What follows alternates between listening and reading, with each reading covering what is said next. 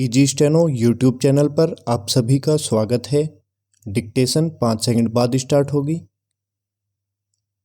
Ready start. अध्यक्ष महोदय, मैं आपका आभारी हूँ कि आपने मुझे बोलने का अवसर दिया।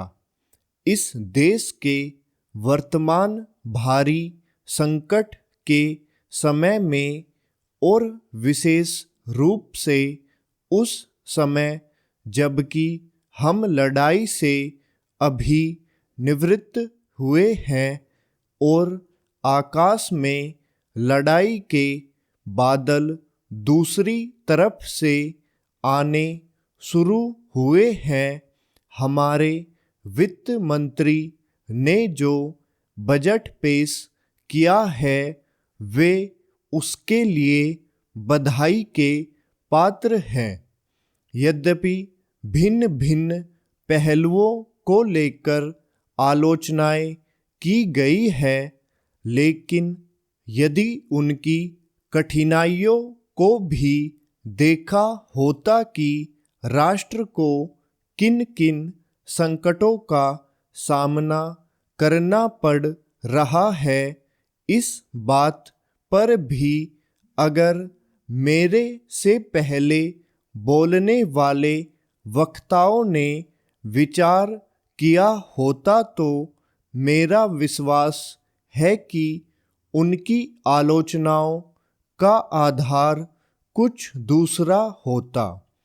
उन्होंने ऐसे कठिन अवसर पर यह एक संतुलित बजट पेश किया है, उसके लिए मैं उन्हें बार बार बधाई देता हूँ, लेकिन साथ ही साथ मैं अपना यह कर्तव्य समझता हूँ कि कुछ ऐसे विचार भी उनके सामने प्रस्तुत करूं जिससे उनकी कठिनाइयाँ कुछ हल हो जाए। उदाहरण के रूप में विगत 2 वर्षों में लेखा जोखा कमेटी में बैठने के समय मुझे ऐसा अनुभव हुआ है कि इस देश में 2-3 इस प्रकार की त्रुटियां मौजूद है जिनको दूर करने के लिए, जिनकी जांच करने के लिए यदि कोई एक कमेटी या आयोग बिठा दिया जाए तो राष्ट्र को, राष्ट्र की सरकार को, राष्ट्र के विकास कार्यों को और राष्ट्र की रक्षा व्यवस्था के लिए करोड़ों नहीं अरबों की व्यवस्था फौरन हो सकती है। केवल शासन को जागरूक होकर कुछ कदम उठाने की आवश्यकता है। अभी कुछ छिपे हुए धन का जिक्र किया गया।